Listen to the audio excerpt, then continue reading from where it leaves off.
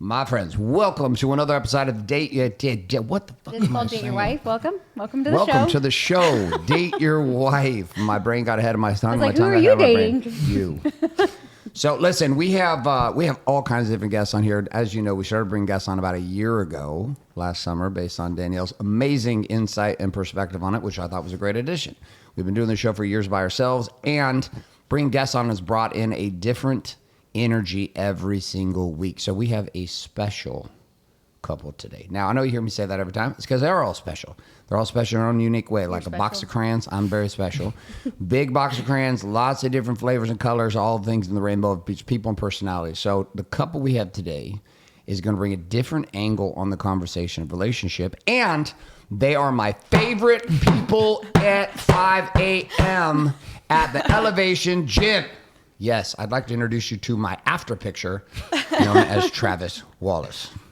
Oh man, appreciate you having me. And Sofia. I know, I'm getting there. I was like, wow, you only introduced one of them. No. Now, to his left is the current fitness model at Elevation 5 a.m., who has encouraged us to join her on leg day. And so now our leg day is officially on Mondays now. So, Sofia, welcome to the show. Thank you for having me. Okay, so... Are you the only girl at 5 a.m.? Pretty much. No, There's like one or two. There's like two. Yeah. There's a few girls that ride the glider and He's nothing's like, changed. I told him, I'm like, we should live together. He's like, you have to come at 5. And I was like, no, I'm like a 9 a.m. Sorry. I told her, Sophia's ready to lift every morning at 5 I a.m. think if I got up that early, I think I would like come back and go to bed. Like, I guess your body gets used to it. Yeah. You'll be ready to rock. Yeah. It's Yeah. like, Listen, she used to get up and go to master swim class. oh, that's true. I had so many years of doing that now, like, I'm like, I don't want to do that anymore.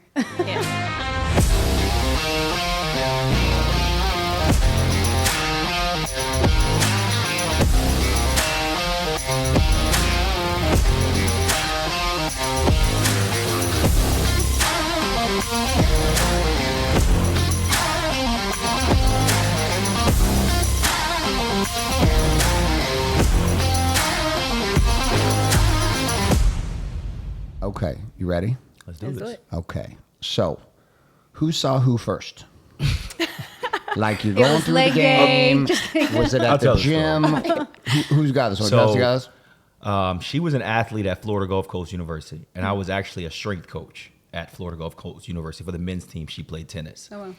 So if you know us from back then, what it looks like I was a coach talking to an athlete. So those type of people probably believe that happened, but it really never happened. So I seen her. She was a tennis player. I knew who she was, but I never spoke to her. So even this, let alone, is still 5-6 years ago, would it be like, there's no chance that this would be this. Yeah. And then when she graduated, I happened to move to Miami as well, and I used to do fitness classes on Saturdays. So I was just reaching out to anybody in Miami, like, hey, you guys want to come to my class? I'm just gonna start doing fitness classes on Saturdays, and she started coming. And the beauty of it is like she started to help me build that, and that was just like a class on Saturdays. So that's kind of how it came about. Yeah. So I seen her years ago when she was a student, and I was a coach. So it looks like we were doing something back then that we wasn't supposed to be doing, but we really wasn't. Did Did you you ever know d- each other then, back then? She knew who I was. I knew who she was, but Oh, okay. never like I would. She actually got hurt, and she would come do rehab and stuff like that. But I would never speak to her. Never talk to her. Did you want to speak to her? Did I want? Did you want to speak to her? That's a good question. Not back then. No, I really actually didn't. Like, cause her personality is really quiet. Like, she wasn't giving off a vibe that like, hey, like she wouldn't. Hey, just keep walking. So I'm like, yeah, it's like, all right, that girl's like, weird. That girl's weird. So it was just like she was just one of those like, hey, and I was just like, okay. So yeah, I would have never thought that. No, I would have never thought. But what were you thinking? Were you thinking a little something else? Were you thinking he was hot back then? Yeah, but I don't know. I had it like, okay, he's a coach. Like it was never like that, fantasy. Like, oh my God, he's a coach. Yeah, but So- you were feeling it. Yeah, I mean, I thought he was good looking. Yeah. Were you ever like hiding out behind the bleachers watching her swing the racket? No.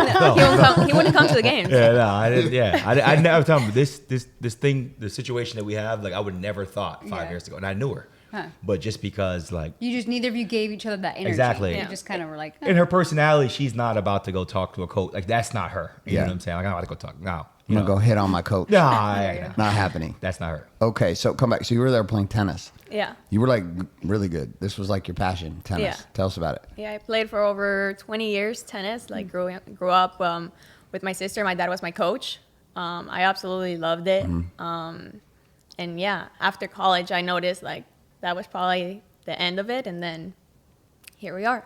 Were you playing, or was like competing all over the place from the time you were young? Yeah, so I competed in the Costa Rican national team Okay. since I was little, and then I came to U.S. and played for college. Okay, got it. What was the injury? I had a hip injury, so I had a hip surgery that's when I was doing rehab, and then recently I had a hip replacement. Probably the youngest person in the world Wow. to have a hip replacement. Wow. And I I would never know. Yeah. When did you have hip replacement? Last year. You wouldn't Oh, even wow. know. Never know. Crazy to That's think. not slowed you down at the gym at all. Yeah, Wow. Okay. So was tennis your dad's push, or did you? my dad's push. Was yeah. your dad really good at tennis too? No, he had been investing money in a bank, and the bank kind of like closed. So Okay. he lost a part of the investment. So he's like, okay, we're going to pay for college with sports. Oh. So that's how Got it started. Got it. So, but he didn't play tennis real good. No, He just put you played with for fun. coaches. But yeah, he put us with coaches. As many coaches out there, they don't really care. They have Yeah. 1,000 students. He's like, I have 2 kids. They have to be the best at what they do. Wow. So he coached us. Yeah. Okay. So you had the athlete mindset. Yeah. Danielle was a lifeguard. I just want to get paid to tan, to be honest. If somebody drowned, I'm not sure what I'd do. You can't really help them. Tell them about your tryout. Right? Oh, this is funny. Yours are gorgeous, but tell them about your No, I athletic went to endeavor. go try out. You had to try out to take the lifeguard certification class, and I'm like, you had to swim a 500 meter, and I'm like the last one in the pool. I'm like, it's taking a really long time, and the lifeguard taps me. He's like, you need to get out, and I'm like, no, I'll finish. He goes, no, you can't swim. You need to get out. So I had to go. I went and took like master swim classes. Like I knew how to swim, but I didn't know how to Yeah. like do the strokes correctly. But it was just funny because he's like, no, you can't swim. You need to get out. It's like okay. So there we go. We got professional athlete, and we have a great lifeguard. Yeah. Hey, There you go. I ended That was up, your history. I Church ended up basketball taking, star. I ended up taking masters and became a lifeguard. So you know, She can shoot a mad 3-pointer, and when she's drinking, she'll bring the rain yeah. with the basketball. Okay, good. So the sports background. Trav, you also competed big time also. Yep. Talk a little bit about your background in sports. So, played basketball my entire life. Got a scholarship at University of North Florida, which is in Jacksonville, Florida. Played there and then played professionally in Finland and Slovakia. So when I went to Europe, it was cool. I'm like a professional athlete, but I realized like early on, I'm like, this is not, I'm making life-changing money. A lot of people go play overseas and everybody thinks they're making they're not. You know, I'm making like $2,500 a month. I'm like, I can go do this at McDonald's. You know what I'm saying? But people stay because they love the game so much. I'm a realist. I'm like, why don't I just go get my life started and kind of get into what I want to get into? So I went to grad school at Virginia Commonwealth University, got my master's, and just started training athletes at that time. So I was training the college athletes, and then my goal was always like, hey, look, I want to make it to the NBA. I don't want to work for an NBA team. I want to work with one person and just train that one person, because that one person has to pay you pretty heavily if you're 24/7 with them. Right. And my first check I ever got was from an NBA player. Oh, And wow. that's been 10 years strong of doing that. So that's kind of my story and kind of manifested it. I'm a big believer in, your subconscious mind, and what you believe is going to happen will obviously eventually Who was happen. your first MBR? It's one and only. His name's Kyle Lowry. Okay. He's the one, this is year 20 for him. He's a champion. He's an Olympian. He's a 6-time NBA All-Star at this Oh, wow. point. Yeah. Okay, so we're going to back the story up a little bit. Okay, so we ignore each other at college, but the tension is building. Yeah. Okay, so you run the class on a Saturday. Yep. You still got her number. How you got her number as her coach? How did I get your number? Or when did you Maybe notice her? Instagram? When Maybe we were Instagram? Yeah. So before the classes, we kind of were talking a little bit. Yeah. I would like try to. This is, you're gonna love this one. You're gonna love this This one. is what I happens was when like, the when truth did- starts when coming did out. you So, Okay. I guess I got her number once I left, because I had left the school. And so at this point, I'm traveling and I'm like, with the NBA players, I'm doing all this.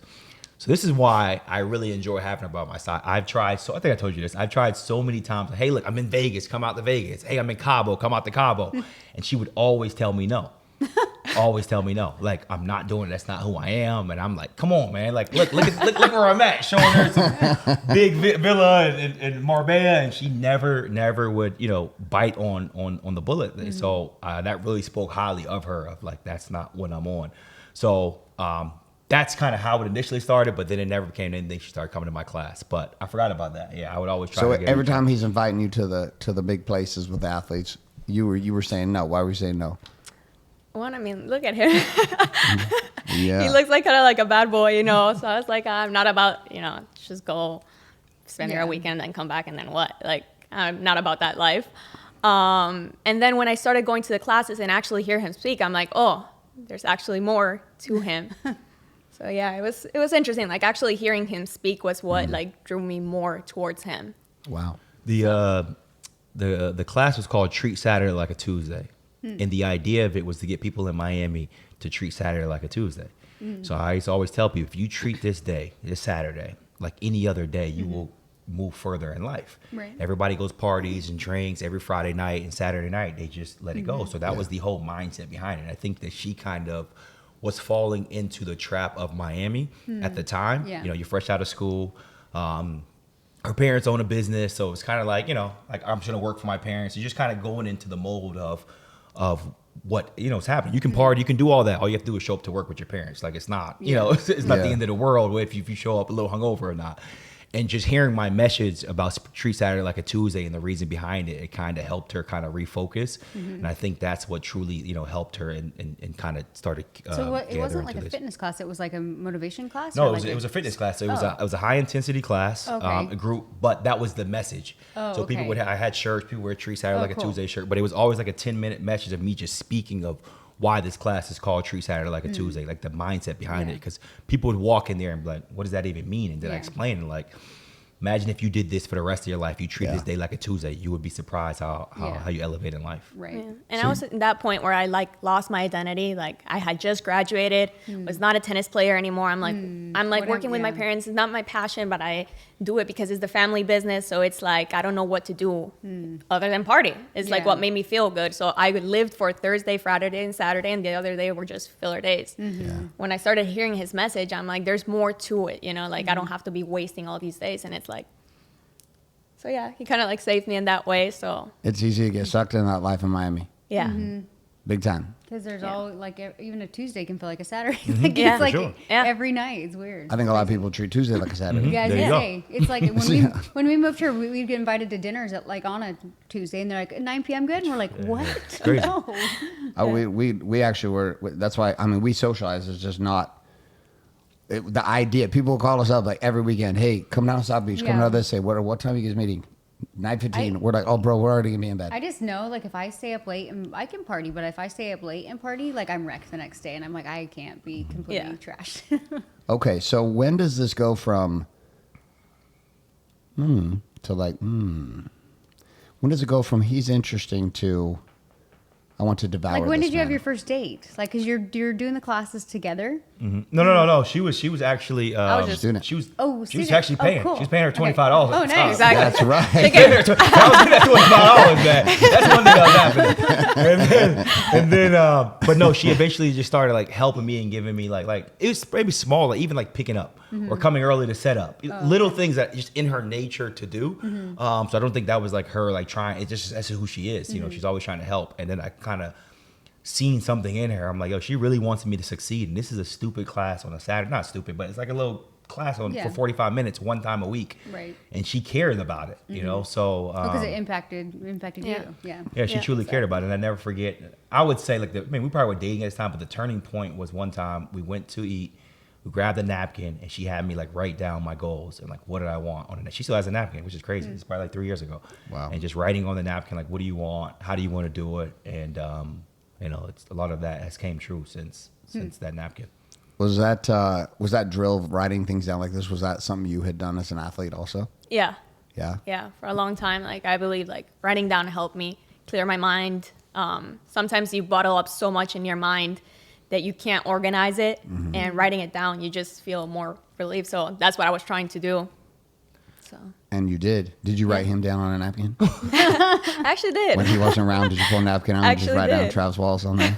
Yeah. I think also it never, you know, we can't like our backgrounds are completely different. So she sees a different, like her parents have been married for 30 or 29 28, years, yeah. 28 years. My father did life in prison. Like, so it's like a completely different, it's an outlook from both of us. You know, I'm a grinder, I'm going to figure it out.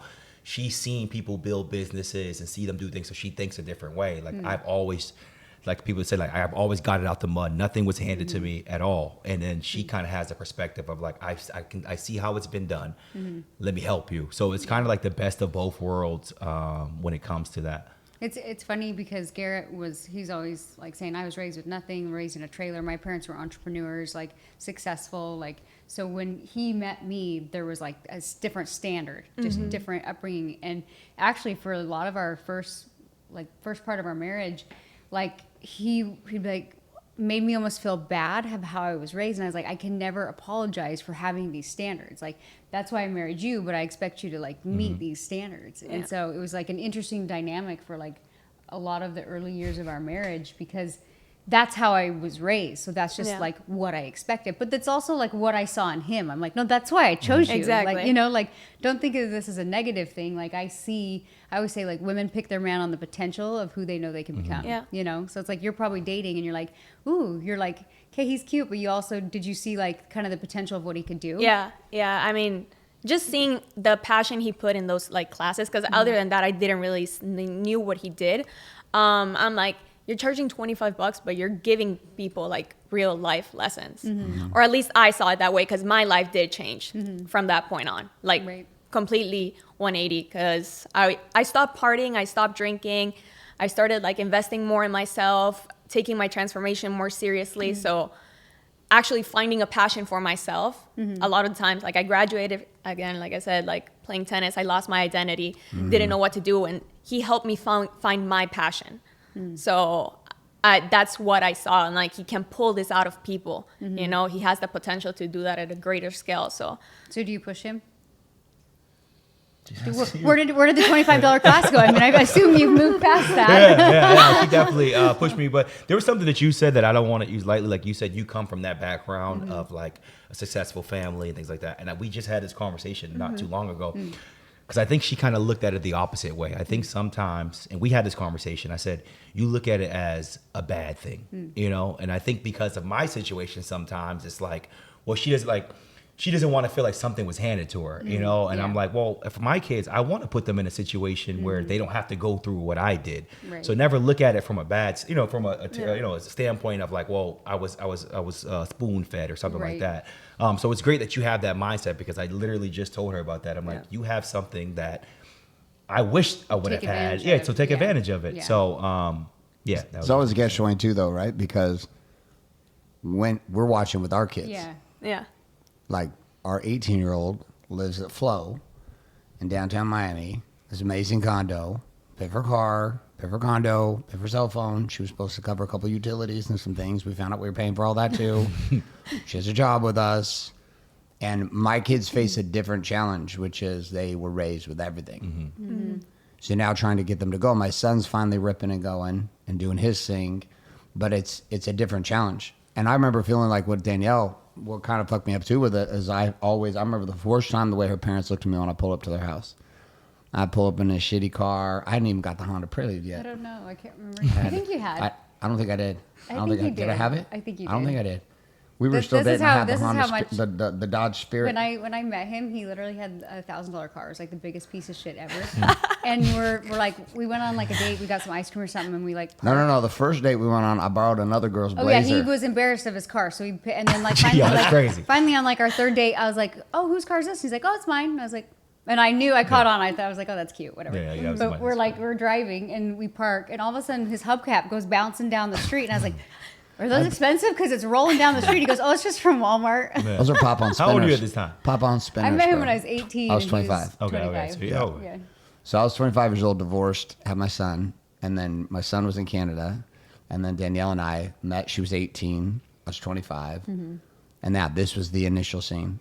But the funny thing is, my parents were like, "Are you sure?" Like, my mom said to me, "There's a lot of fish in the sea," and because he had been married, divorced, I'm 18, and I remember just thinking like, it doesn't matter what he decides he's gonna do, he'll be successful at whatever it is. So I'm not worried about this piece of shit car. I'm not worried about like him being married, divorced. Like I connect with him, and I know whatever he's gonna do, he's gonna kill it, you know. So that's kind of like people were questioning me, and I'm like, no, I'm good, you know. Like I know he's my person, but it was just an interesting dynamic in the beginning because we came from different backgrounds. And it's also funny too because we have like our 14-year-old, she's like embarrassed to invite people over, and I'm like, that's so silly. I'm like, why? Like, why? And she's like, I don't want people to like me for my house or whatever. I said, even if we didn't have the house, you're really pretty. People are attracted to pretty You're gonna people. find something. Yeah, They're they'll gonna find find something. Yeah. There was a piece of me that was like constantly trying to prove to myself that I was worthy for her, which unfortunately I didn't figure that shit out for 20 years. So in the beginning stage, it was like rough because like her family came from something. They were the ones going to Hawaii. I went on a plane my first time going on a recruiting trip in high school my senior year. I'd never been on a plane before. Like I didn't understand any of it. Like even like I didn't know it was go get menu and like search based upon what you wanted. I didn't even get drinks at dinner ever. Just did water because I didn't want to spend money on soda. I didn't like or anything. I didn't even know. And she came from a different world. It was just like, yeah, let's go. My dad's got a card. Let's go get it. Yeah, let's go do this. I got a gas card. So I had no concept of it. So there's always a sense of I'm going to build and prove that I'm worthy to have this woman. The challenge is in the first 10 years, I became addicted to the hunt and forgot her. Like in a big way. Like just literally forgot her. I was gone like 6 days a week, just working as a banker, just grinding. Once I found money, like being an athlete, I got done playing football too. It was the same thing. Remember my last game, Marina Ball, so in Canada, then came back, played Arena League. And my last game was like done. I didn't know who the fuck I was, but then I found money. And the money became an obsession for me. But I forgot that the only reason I was getting the money was so that I could feel worthy to be with her. But she'd already chose me when I didn't have shit. So it's like weird fucking loop in your brain where you're like, what am I doing? What am I doing? So you guys are in the push grind phase right now, building. But before we get there, when did you two become a thing? Okay. So I mean, Jesus, this is I'm like glad the we longest can. 9 I'm year glad we journey can ever. address this. Well, then we did the fitness class, but then I talked to her because I was a coach. Okay, so when did we decide, okay, she's hot, I'm in, let's go. So yeah, we she went likes on this a story. couple dates, and then he kind of like ghosted me. So I'm like, what is going on? Like, you pursued me for so long, and then like I'm interested, and then you're out. He's like, no, it's just like, I mean, we're hanging out. And then we ended up going to New York. He took me to New York, and then one night I was like, so what are we doing? Like, are we dating? Are we just chilling? Like, That was the most awkward. I'm like, are you gonna ask me to be your girlfriend ever? Or like, that's not where this is headed. He's like, I have to ask you. Yeah, I thought I didn't know you still say like, will you be my girlfriend? I mean, the same guy that's inviting me to go to Called defining a LA. relationship. I know, it's like, no problem. Hey, come to Cabo. Hey, come to Cancun. Hey, come to LA. You're like, be your girlfriend. Why would I ask you that? Why Exactly. would I ask you that? But yeah, that's exactly how it happened. So Okay, so you asked her. yeah. Like you No, literally he said it? didn't. I Oh, he told didn't. him. You told him you Yeah, just I'm said, like, what in. are we doing? My girlfriend? Am I your girlfriend? He's like, yeah. Oh, guess. so he still didn't say it. No, All till right. this day. Ask her right now. Will you be my girlfriend? Okay, it happened. You started. Yeah, that's funny. Okay, so did you guys moving together? Yeah. Yeah. Okay, so we're in the serious pocket. Okay, you met her family. Yeah. Okay, Where do cool. your families live? They live in Sunny Isle. Yeah. Mine live in Oh, Atlanta. Hers live in Sunny Isle. They live here. Okay. Wow. Close by. Yeah. Close by. Okay, so the family business your parents run, what's that?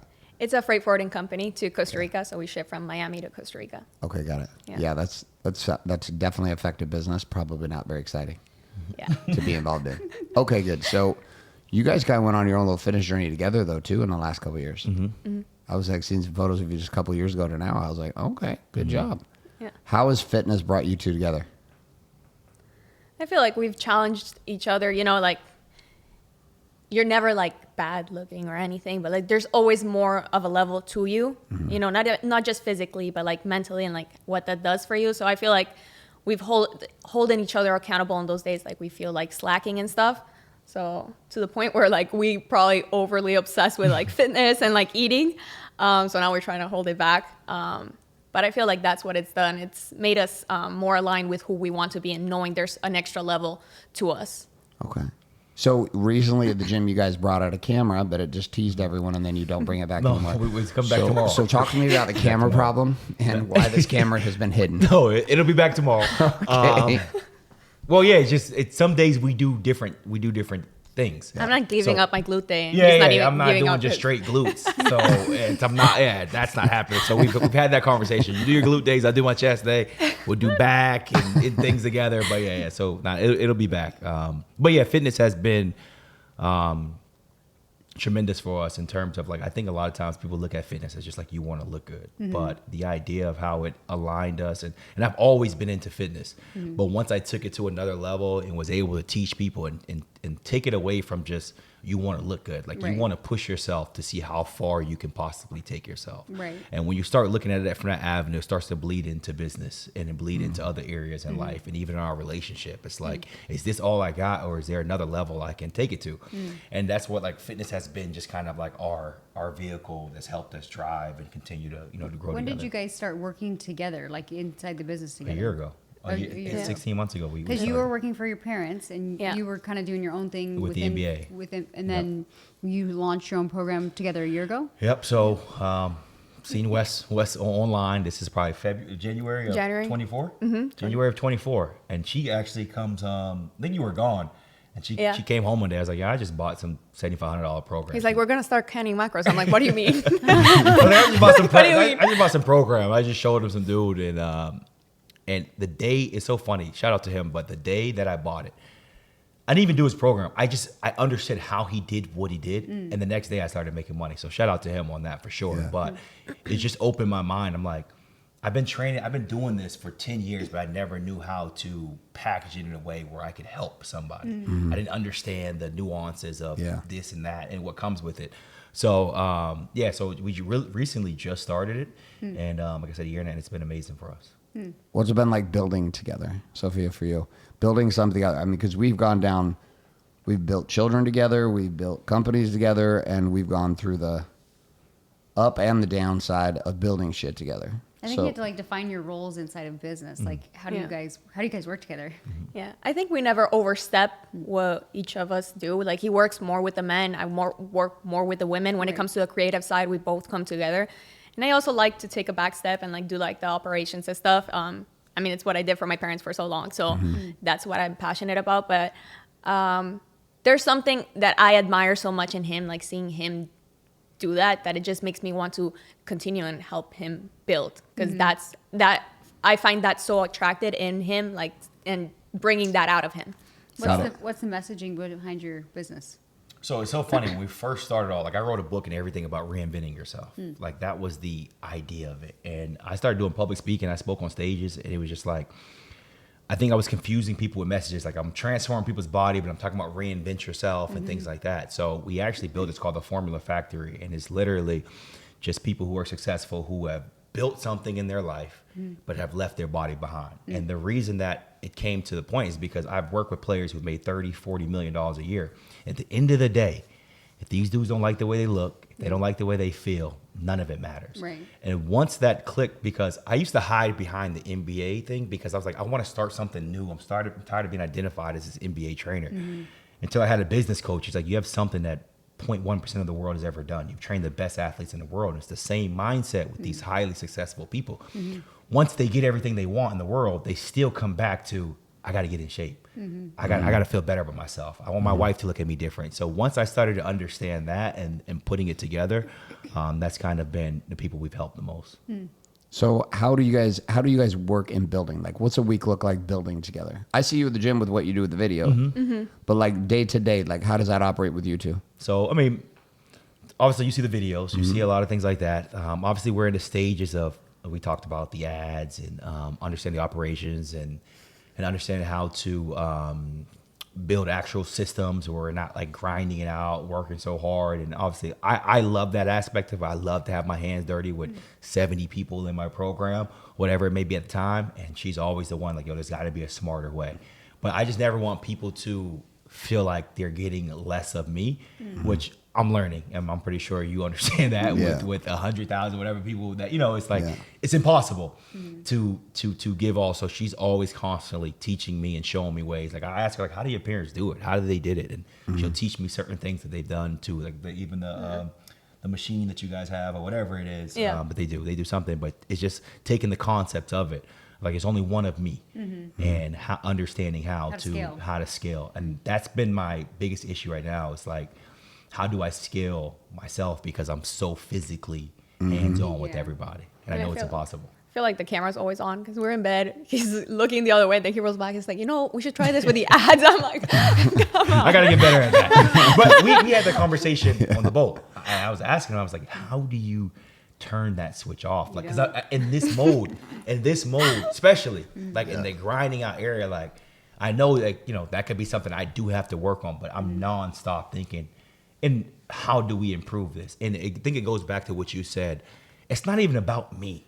Like, I want to do it for her. I want to do it for our future family. I wear sweats every day and not care, but I want her to live a certain lifestyle. I want our family to live a certain lifestyle. So I just want to make sure she always understands, like, I don't care, man. She's always like, you should get this. And I'm like, I don't need that. Like, if you want it, we can get it, but I don't care. So, but I do have to, I'm always like, you have it's like 10 p.m. Like, all right, I got it.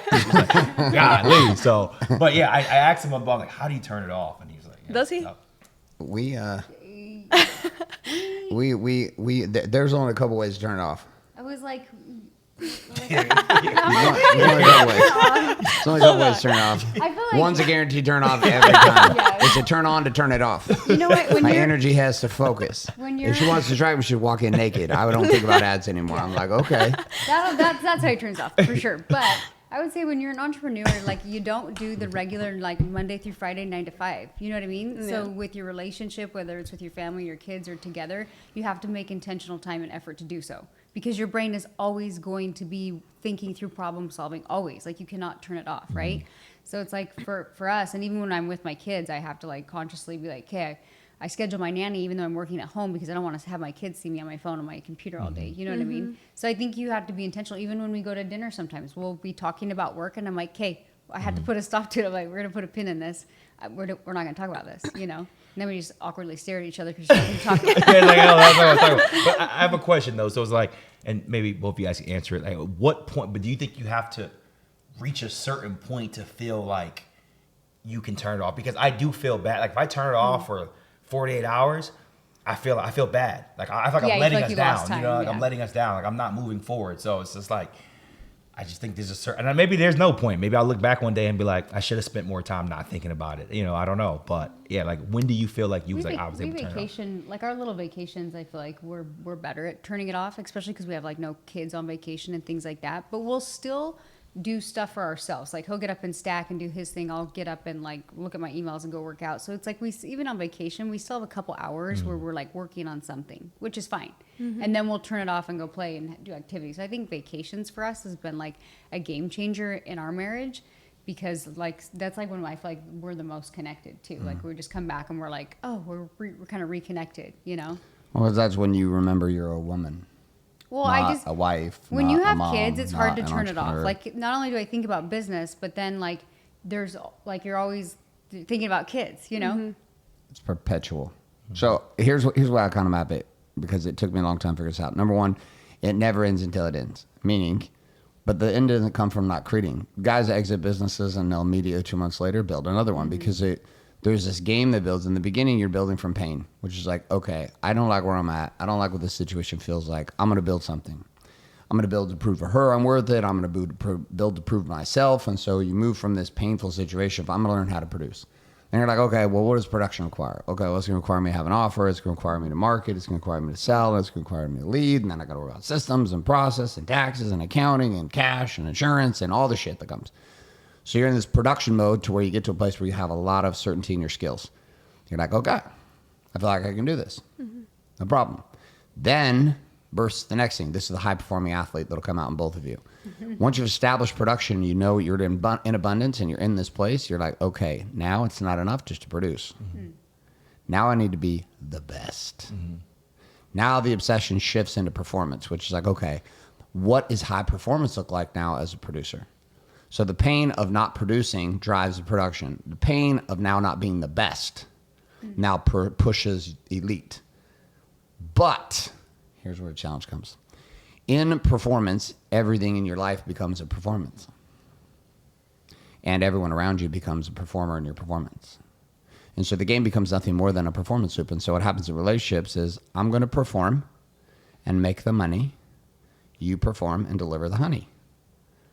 And as long as you keep delivering honey, I'll be happy. As long as you keep producing money, I'll be happy. And we start to perform. You start to perform sexually, you start to perform financially, and then the dance begins. Performance, performance, performance. And it's bigger and bigger. And this is the dance that her and I have been in for a long time. Bigger house, bigger trips, bigger this, more this, more this, more impact, more reach, more this, more. More strip teases, more strip dancing, more lingerie, more new positions. Let's go. And New trips, bigger cars, and this performance game It's like starts. it gets exhausting to where you're like, it's never enough. Because it never is enough. There's no performance. So any athlete you ever worked with, doesn't matter. They win a championship. What happens right after? Oh my God. Instantly. Next day, training. You're at Alabama. Saban wins another championship. The next morning, they're in game film. So the challenge, the benefit of the performance mind is the performance mind drives elite results. If you're performance driven in relationship, you're driving for an outcome. It's like, okay, when you do these things, we literally had checklists for each other. She'd be like, I will feel safe and secure when you give me these things. One of us a house. I was like, okay. I'm like, all right. So I'm like, we get to the bottom of the list, and she's still not happy. And then she would say, well, I need more time from you. I need more dates from you. I need more vacations. I need more time away from the kids. So I gave them all to her. Trips every quarter for a week, 2 date nights a week, nanny coverage, cleaners, yard people, etc. I'm just using money to create the environment, thinking that I'm helping, and she's still not happy, and I'm still not happy. But we've produced all this, and people are like, how's this even possible? You could have a house and cars and all this and still not be happy. Because the one thing we're missing, which is presence. And this is what everybody loses. They don't recognize. When you're producing, you can be present. And the presence that's most important. So when you're laying in bed thinking about ads, and she's laying in bed going, we done thinking about ads all fucking day, Trav. What I need you to do is not focus on ads. What I need you to do is focus on me. We think, is that what you want me to do? You want me to squeeze this? Is that what you wanted? I mean, I want it. You want me to hold your ass? Like, nope. Fuck all that up too. What does she want? She want to be seen. I think it's like goes back to like connection too, because about like two years ago for us, like we had like this beautiful our dream home in California, all these supercars in the garage, had physically like the most fit we'd ever been, like, and I was like, what is missing? I felt like something was missing, and I was like, wow. In the pursuit of getting more and more and more, we forgot to like actually like stay present. We couldn't feel each other. Yeah, it was just like we could feel like. It looked perfect, but we could both tell there was like a piece missing. And I was like, fuck it, I'll sell the cars, house, and everything. I don't care. Like, and that's not what I'm building this for, you know? So it's constantly something that you have to have a conscious awareness of, you know? When you guys are being raised, you guys are building in a time that is incredibly challenging. Way challenging. Not for the fact that technology is not available and opportunities aren't available, but because of comparison. It's crazy. We grew up and built before that happened. And then we accelerated when it happened. But like being raised, I mean, Sophia, for you as a woman, what does the comparison game show you on social media every day? I mean, mostly like our bodies, like how much we show, like lifestyle. Yeah. No matter how beautiful she is, there's like some girl, some other country that's got a nicer ass. And you're like, Yeah. no matter how jacked you get at 285, if you go there, there's still some dude who has more cars. He's got something that's flaunting in her feet. No matter what I do, there's always a dude who's fucking bigger. He's got a giant yacht. He's got these cars. Oh, look at that guy. He's home at 2 o'clock every day with his kids. Fuck that guy. I don't give a fuck about that guy. Social media has created a world also where at your age, you think you should all be Further ahead. multi-millionaires. That the success your parents have, you should have it at 27. Which we didn't have that coming up. Nobody expected us to be rich. Not at our age. So you could fuck off. You could try things. Go for it. Nobody was like, where's your content? Content, bitch. I didn't even text you back. Like, I don't even know how to text. I remember friends are texting me like, bro, did you answer my text? I was like, I don't even know how to get a text. Dude, what are you talking about? Nokia phones. He's like, it's a little envelope on it. I'm not going to read that. Just call me, dude. But we're texting when we first were dating and trying to send messages. So you had to go 1, 2, 3. Yeah, you guys went T9. She's not going to know. T9. Yeah, you don't have a clue what's talking about. Yeah. I'm like 22 minutes trying to argue with her, sending like a 2-line text message, and she's sending it back. It was the longest fight of all time. It took like 4 hours to send like 4 sentences to each other. So talk about that though, because in the fitness space, you got Wes here in Miami. You got everywhere you turn, there's some new fitness dude who's shredded, big, tatted, Yeah, that's jacked, the fitness thing. Ferraris, Bugattis, houses, Colombia, Costa Rica, U.S., Miami, L.A., Toronto, Dubai. Doesn't fucking matter. It's like just spin the wheel and you're going to see some shredded dude with cars talking about he's got everything figured out. Yep. So when you sit in that environment you're trying to build, what do you two experience? Because we experience it different than what you guys experience.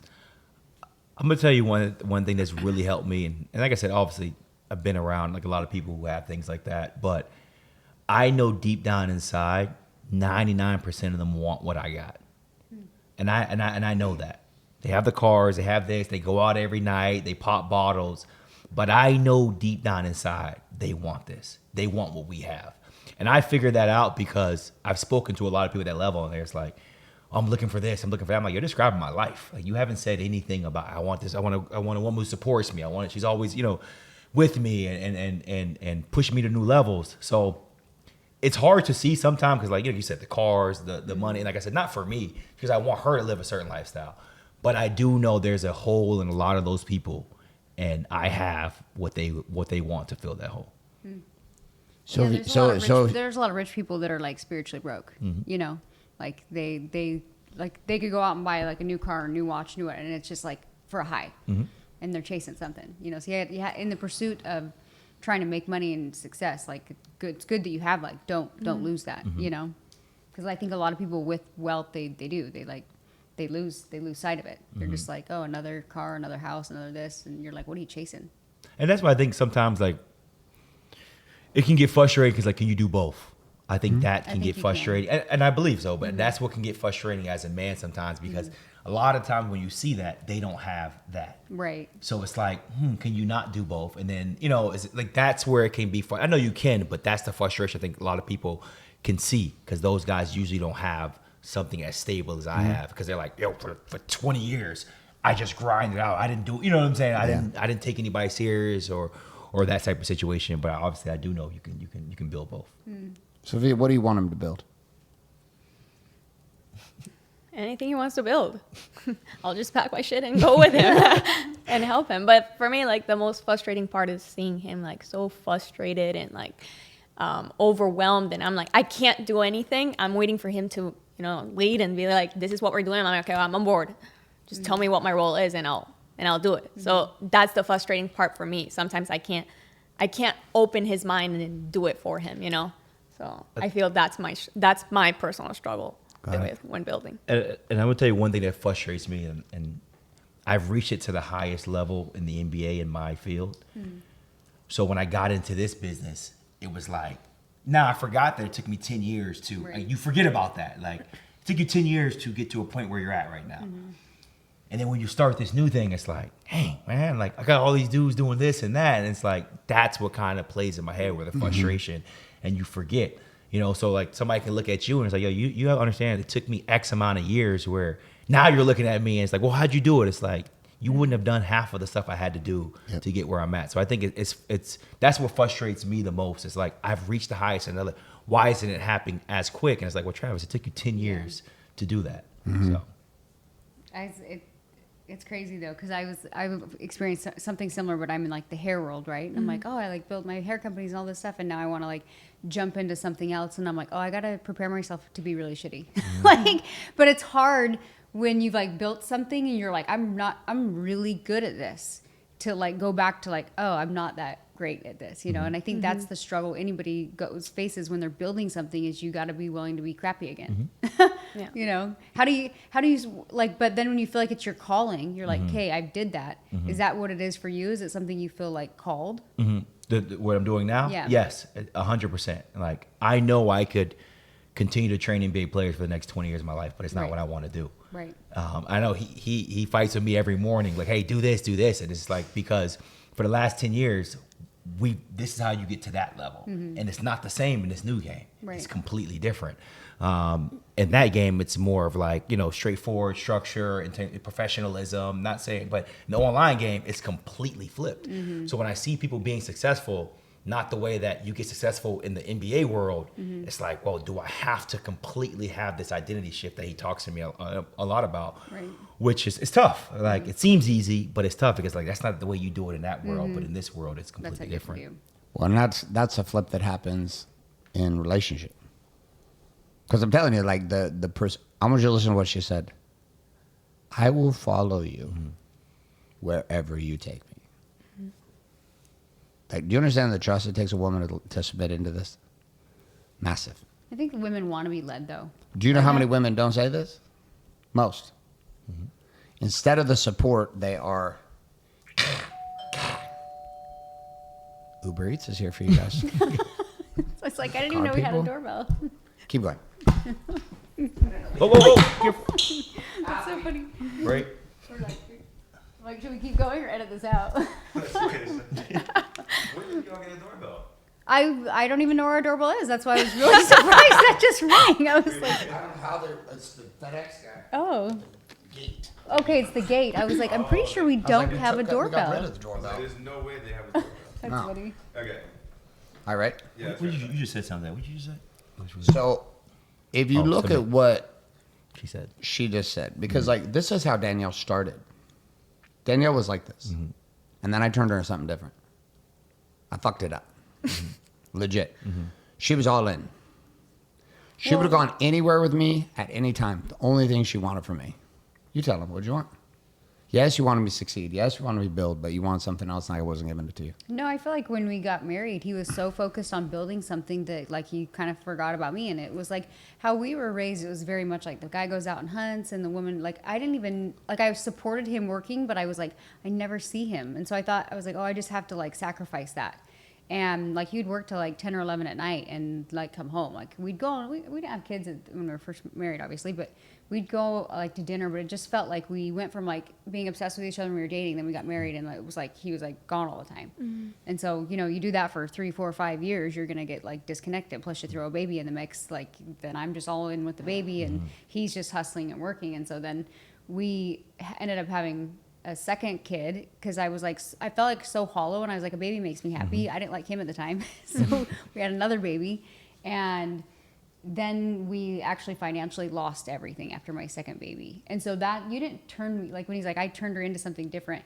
It wasn't that. It was like I wanted to follow him wherever he was going, and thought that meant I had to sacrifice time with him. Does that make sense? And that now I'm like, okay, I realize like I not that I messed that up, but I was like, I don't need to sacrifice time that actually drew us apart. And But- it's What are you gonna say? because this is like we don't talk about it as much, but this is like it's a deep conversation, a deep feeling for me because she's willing to submit and do and follow me, and I have to feel like I have to lead you somewhere. And I think that's where the Titans clash. It's like, okay, whatever you say, wherever we're gonna do, we're gonna go. And it's like if I feel like we're not going anywhere because I'm trying to make sure you're okay, but now I'm not leading you nowhere. As a man, it's like a constant Yeah, battle. yeah. It's like I have to go focus on this so I can actually lead you somewhere. So I don't have the answer for it, but I think that's the battle that maybe is a different language in her head. It's like, oh, it's like you're telling me you'll do whatever you want or whatever, and follow me. I have to lead you somewhere. That it was worth you following me, Well, possibly, what's worth her following is just being with you. Yeah. Maybe you're putting too much pressure on yourself, Travis. Yeah, could possibly. I just know because of what I did and what I've watched thousands of guys do. I said with the carnage and the chaos of what happens when a man enters this phase and then goes subatomic nuclear on a commitment to win. They win and they lose. Like this is the guys I'm seeing in their houses around Miami the last 3 weeks. Second marriages, third marriages. They've got real estate all over the place. Everything's high level. And they're all sitting in the same place. Like, for what? The woman I really wanted, I'm not with anymore because I fucked that up. Now these women I'm with now, it's like, whatever. You think I have 20 dimes in my backyard and I don't give a shit about any of them. See, and this is the hard part. It's like when I was first, I was 30. I was 31. I was sitting with a mentor out on his boat at Bear Lake. He was going to die in the next 3 months. And he looked at me in 2007 and he said, listen, there's 2 things I got to done over. As your mentor, as your friend, let me tell you. 1, here's a counsel in real estate. Get rid of all your real estate, go liquid to cash, compress your company down from the size it is to about 4 or 5 people, sit and wait because this shit's going to course correct. And when it does, it's going to knock everyone out. I didn't listen. Second, once he knew he was diagnosed terminally ill, he went, fuck the businesses because he'd been working so hard forever. And he just went all in with his kids for like a year. Every day with his kids, all day long with his wife, all in, etc. And he's like, second thing is, enjoy your family while you're building. So, of course, I didn't listen to that either. So, I understand the obsession button. It's like the problem of being a mentor to anyone is the fact that you watch the path they're on and the obsession burning in the eyes. And outside of you not taking your shirt off enough at the gym and letting everybody know how jacked you are, you're in the obsession pocket. And that obsession pocket comes with a consequence. There is a cause and an effect to the obsession. And the only thing that can't happen, you can't forget her. And it's very easy. Wait until it starts working. People think that building shit's addictive. No. Building shit with momentum that's cash money raining is the most addictive drug. It's more addictive than basketball. It's not even about buying shit. People think it's about these yachts go back by my house. These dudes don't give a fuck about this. Sitting on that yacht, all he's thinking about is the next thing he's going to bang down. And he's not talking about women, contracts. The most addictive power in the universe for a man is not pussy. It's not secondary. It's power. And men who earn feel powerful because it identifies them. Now I am something. And then you enter in a performance and now you're like, okay, my yacht's too small. My house is too, who's that fucking guy? What's he do? I'm gonna fucking take him out. Meanwhile, the obsession comes inside the head of a mind of a man and forget, she became a trophy to me. Literally. Wasn't intentional. But we became so disconnected, she was a beautiful trophy. My kids were trophies. Evidence of my success. Houses, trophies. Cars, trophies. But never feeling connected. Knowing in the beginning, all she was after was who? Me. I met you with hubcaps, remember? I didn't have shit. People look at us now because like she keeps looking younger somehow, and I keep looking older, particularly when I grow the beard out. So they think we're like 20 years apart. People are like, "Oh, you guys are an age gap couple." I was like, "What do you mean?" Yeah, we're like 20 years apart. How do you guys like 15, 20 years? I'm like, Jesus, got to shave this beard. No, dude. It's only we're when like the beard 7 gets years. a little scruffy. When it gets big and gray, Yeah. I look like I'm 60. And then people think this is my sugar baby I'm rolling around Miami with. They're always like, is it your second marriage? I'm like, yes, but I met him when I was 18. So And technically been together for a while. yeah. What do you hear me say from this? I'm not trying to turn this into a coaching session. It's just, you're very unique because most of the people we bring on have been married for a while. Like our show last week, people talk about the carnage of being together when they're kids, and the week before, same situation. You guys are like fresh, starting fresh. Sophia, what are you hearing me say?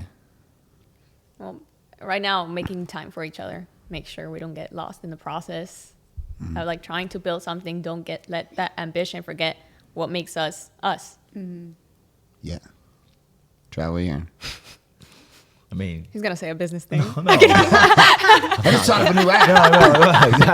exactly. While you were saying that, I came with a new hook and two angles. Hey, clip this. But no.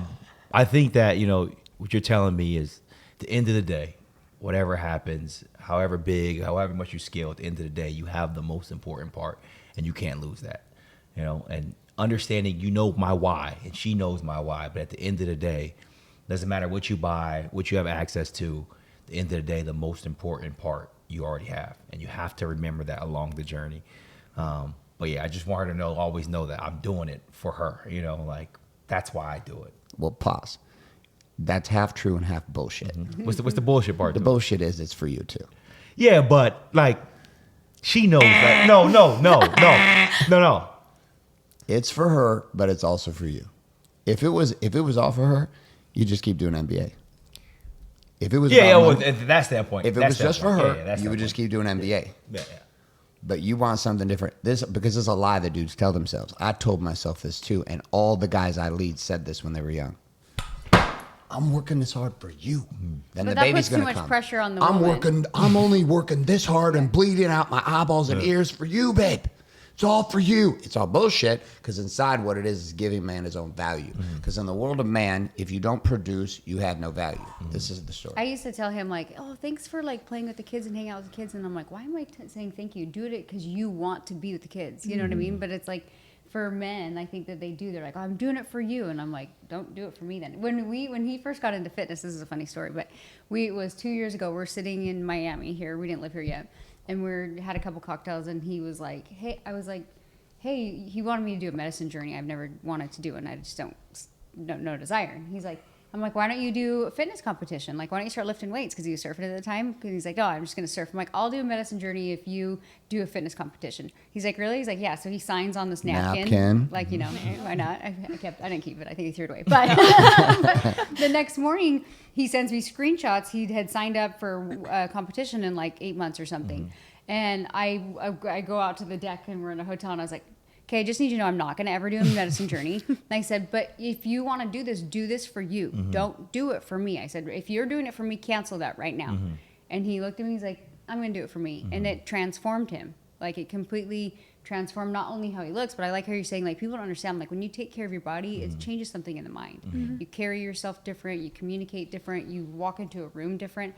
And that's what I saw in him when he kind of made that transformation, but he had to make the decision to do it for himself. And when he did it, I was like so proud of him. I was like, good job. If he would have been doing it for me, I'd have felt so bad when he was cutting and all the things. I've been like, "Oh my God, I'm so sorry." Like, but because he was doing it for him, I was like, I don't feel bad. You wanted to. Well, there's a huge sense of purpose I get in what I build. But I forever used her as the excuse. Just like admitting sex didn't matter to me. I was like, sex doesn't matter. Until I admitted sex mattered, nothing mattered. And it's like, it wasn't happening the way I wanted to. Our relationship wasn't connected that way passionately. So it was like an admittance of, like, it can be both. It can be like, yeah, I'm building for my family. But at the same time, like, I get high on the supply of what I do every day. And that has nothing to do with her. That has to do with me. And when you come to terms with that, you're like, okay, I really love doing this. And I'm going to do this because I love it. But I'm also going to do this because it provides this lifestyle for my family. And I want to provide that too, but I also don't get confused in this idea that's always about her. Because it's not. It actually puts weird pressure on the girls. Yeah. That is like unhealthy. Because now it's like, well, you're not pursuing your purpose for you. You're pursuing your purpose for me. I'm not your purpose. Pursue your purpose, and then I will be your second purpose. Which is super weird because, again, I was all fucked up with this forever in the beginning. I didn't know. Who was telling me? Nothing. We didn't have anything to watch on the internet. There was no YouTube. When we started 24 years ago as an entrepreneur, we were like listening to audio CDs, books from like old school, Zig Ziglar, and all the oldies teaching us stuff who was like ancient compared to stuff now. Okay, so Sophia, why do you stay with this man who's obsessed right now? Because in the crazy obsession stuff, he's my peace. Like, he brings me peace. Yeah. So. I mean, you could pull the move and just go get yourself a 55-year-old who already figured it out. He could bring you peace too. So why pick Travis in the build? Because I admire him. Like, I admire him. I find his obsession very attractive, and it's like what constantly makes me, want to pursue him. Why you choose her? She accepts my obsession. But no. I think the biggest thing is the support is unmatched. Yeah. And I just think it's priceless. Right? It's priceless. I can lay my head down every night knowing that I'm not dealing with a lot of men have to go through in these types of situations. Like that piece of just being able to sleep and not worry. And I travel a lot, like those types of things. You can't put a price on that. And I think that, the support is the biggest thing. Like, whatever I say, she will say, okay, let's go do it. And I really don't think you can put a price on that. It's a cheerleading. It is. Guys like a good cheerleader. The guys want support. They want, it's a respect thing too. And interesting enough, there's a lot of, that's why like this entire idea that you can just go buy a body. Guys get in that trap too. I'm just go get a body. Body gets boring. That's why they cycle through it all. And even a business that doesn't have any purpose behind it besides just raking profits, like at a certain point, it just gets redundant, gets ridiculous. And you're like, what am I doing? Do you guys go on date nights? I actually started putting it in the calendar in big. She started putting it on the calendar. Travis went to a blank stare, looked out across So the the room fridge. to Every the time I mirror. go get something to drink, I see it Saturday night. I'm like, oh, God. But now we yeah, it's on the calendar. I had to Listen, mark it. you can have a Saturday Yeah, every once in a while, it's a okay? calendar. But yeah, it's there. So yeah, we definitely we do it now. And initially when I first started, it wasn't even a thing, you Yeah. know. But now it's like, you know, not to say where I want to be, but I've seen a formula that works, and I understand it, you know, a little bit about the business, and I can kind of like, okay, I know I can do this. You know, when you don't know you can do it, I'm like, I don't want to sit there and go to dinner. I don't, you know, I don't want to do that. But now we can go anywhere we want to eat. You know, it's a little different. Yeah. Like I'm that type of person. Like I want to be able to do something a certain way, whether it's right or wrong. Like, but I want to be able to do. I want to. If she said I want to eat here, I want to be able to eat there and not blink an eye and things like that. So once I got to that point. Within the business, I always want the business to be able to do it. I never look at what I do with the NBA. That's like non-existent in my eyes. So we even talk about like when she talks about like car, what's your next car? I'm like, if this business, I don't want the NBA to do it. I want this business to do it, and that's how I look at it. Like that can do a lot of stuff, but I want to feel like we did this, Right. and we got X, Y, and Z from what we built, not from what I've been doing. Do you guys like working together?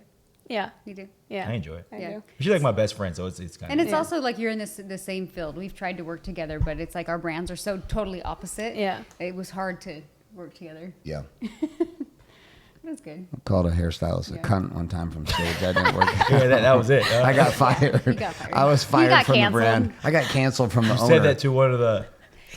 I He- was referencing a situation. Yeah. She was being My cunty. marketing, it was so funny. We started working together, and my marketing, it's like I'm in the beauty space, and like I'm like reading one of my sales pages one day, and it's like, "This is not your grandma's event." And I'm like, "What are we attending?" It sounded like very like warrior-esque, like a boot camp. Oh, it sounded like you were attending a hair boot camp. I was like, "Okay, we're gonna have to change." And in the spirit of that, we did break every single record and conversation in the hair industry, because hair industry's predominantly been like the fitness space, which is like $25 Saturday classes. Yeah.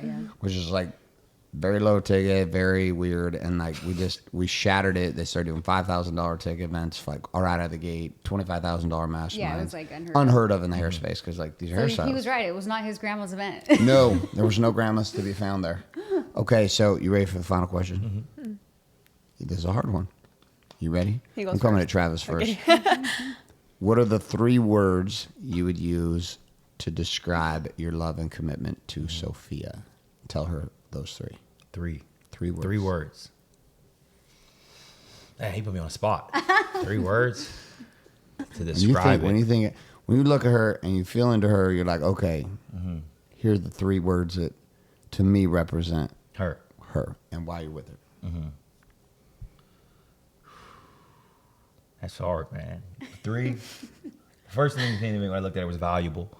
I think she's extremely valuable to my life. I think she's elevated me as a person, not even talking about just business, as a person, to understand how important it is, because I've never had this, you know. So like seeing how she's brought up a certain way has elevated me in general. Seeing Like a standard. exactly, like seeing the family, like being able to see somebody who's been married for 30 years, like that a part of it. Her family going cruises nonstop, you know, like they think that's all they do, but it's just she's brought a value to my life that I never had, you know, and I'm very grateful for that. The second thing is another word off the top of my head, without saying support.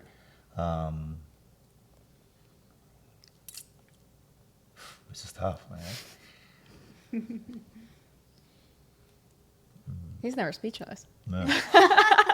Because I'm trying. Too many. Yeah, man, it's like a lot. I mean, I don't want it's like a basic word, you know, but like, this is hard. This is actually hard. People get this on the first. They knock this out.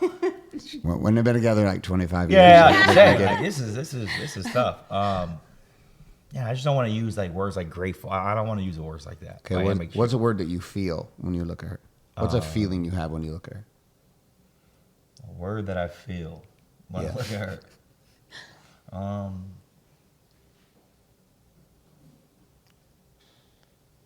I feel like it's 2 words. Okay. But she loves unconditionally. Like she loves unconditionally. Like, and when I say that, it's like she'll take you for what you are, what you've been through. Yeah, think about it. When I met her, she was 24. 24. We started talking. I had an annulment. I was married for 2 weeks at one point. Like, that's like at 24, that could be the biggest red flag of all time. Like, one, you're divorced, or it's called annulment, but it was a 2-week period that you just said you don't want to do this no more. So for somebody to look at you and just say, hey, look, like, even though you made that decision, if you decide to make that decision, I don't think you would do that to me, I think it's hard. I know at 24, I couldn't have been able to do that. So I think, like, if I could wrap it up with that, it's like loving unconditionally, regardless of what you've been through, and to completely support and trust somebody is priceless. It's top notch, man. You did it. Good job. You're right. Hey, I was letting him sit in the hurt locker. I was like, he can think about 19 abs right now, but we're gonna get 3 words out of this, man. So yeah, I think. Okay. It's coming back at you. This is like tennis. Yeah. There you go. All right, Sophia. 3 for Travis. Well, I said it before, peace. I just look at him and I feel peaceful. You know, even when we're in the house and like I feel like frustrated or anxious, I just like look at him with my dog and like that brings me peace. Devotion. Like, I feel like he's so devoted to anything he does. Anything you set your mind to, like, you're just so devoted. Even when sometimes I feel like neglected a little bit, I know the purpose behind it is for us. And then admiration. Wow. Yeah. She got him way fast. I had them written Because down. when you were thinking, Probably watched like 20 episodes. It's like, I have it on my notes app. she was ready. Yeah. She It was was a little ready. bit confusing because you were like 3 words to describe them, 3 Yeah, words you it's a bit- feel. Like No, I you're- was helping him. I Yeah, went yeah, with the it's feel tough, because it's we tough, got it's tough with the describe. I just audibled. We went to feel. Yeah, he threw me a bone. All right, you ready? Your turn. No, you go first. 'Cause I'm You want still me to Oh, go you guys! first? Oh, you guys never done this. We haven't done it. No, we do it every week. We just, I'm about to say, like, hold on. but we can't use the same words every time. All right. Is it 3 words to describe me, or because I'm a little confused? Whatever you want the interpretation to be, Okay. do that. Perfect. Okay, so here's what I'd say. The first one is forgiving and patient. It's one word. I put them together. Forgiving, patient. Sounds like 2, but Forgiving, patient. Because of just the endurance that you've had over 20. I'm an endurance athlete. For you are an endurance woman to endure the ups and downs, see to this point. That's 1. 2, just the soul level connection that you have, that when you let it out, how deep it moves the room, myself, the kids, friends, everyone. And third one is vision, the ability to see in a direction at times where even I can't see. And I'm the builder, but at times I get off and you're the compass that focuses us. All right. Your turn, Mama. Let's see. 3 new ones, huh? Yeah. I would say your ability. I don't know how would I say this in a word? You manage pressure well. Is that a word? Capacity. Capacity. There we go. I would say your willingness to be the warlord. Is that your warlord? I like that one. That's a good one. And then I would say your third would be compassion towards like humanity in general. Like you give so much at your own sacrifice sometimes. Like you're just like such a giver. Like you would literally like you'd give your shirt off your back. Like that's like you're just very giving, and it comes very natural for you. There you go. That's what we say. Yeah. We always say that about I'm not Garrett. married to him, but I mean, at this I do point. say that about Garrett. I actually said it to him before you guys said it. I've never met somebody at the level you're at to just give people, and like when you don't have to. Like he doesn't owe anybody anything, and Right. I really admire that. It's just like he just wants to see people succeed. And it's like he doesn't feel like anybody's gonna take anything away from him. You know, a lot of times it's like that's the mindset of most men. It's like if I help somebody, if I help enough people, that's gonna hurt me. And I feel like he doesn't have that in his bone. Like he lives in abundance, and what will come my way will come my way. So Yeah. I love it. Well, I've seen from the first time I saw you two. Here's the deal: I have many talents and gifts. One of which is I see people who are called to lead movements. This is what I know. This is why you're here. This is why I've been in a slow soul level seduction of both of you. Because there's what you're called to do. You have the oracle and you have the warlord. This combination exists in movement makers. 100% of them. Sometimes in building those movements, one falters. Warlord loses his mind, fucking spirals into chaos. Or Warlord turns on the Oracle and blasts her because he's so much war, and she leaves. And then there's couples that can figure it out. And the ones that can figure it out punt the game. Mm-hmm. So just like Carter and Alyssa, Danielle and I know when God sent people into our world on purpose. So having you here on a show was a treat for us, but it's also just the beginning. Because there are things that you are naturally, intuitively plugged into. As much as I harass you about taking your shirt off, that's just fucking with you. Mm. The rest of this, and like Sofia seeing the discipline and the commitment you have, but also getting to see and to watch a real and unfiltered love that you two have for each other. That's why I say this is the single greatest gift that you can offer the world, is what you two have already found in each other. You're able to love each other, build with each other, care for each other, support each other. And in a world of people producing and building, in the end, you're absolutely right. Mm-hmm. They want what you are, only they can't buy it. Mm-hmm. Mm-hmm. They could buy 50 different Latina women downtown. They're not going to get Sofia.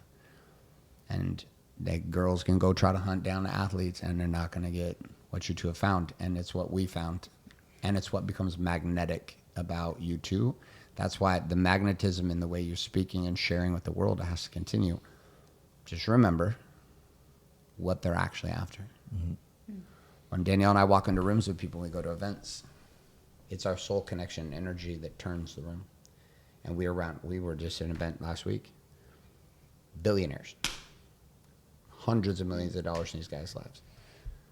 And with exception of one or two, none have what we have. Mm-hmm.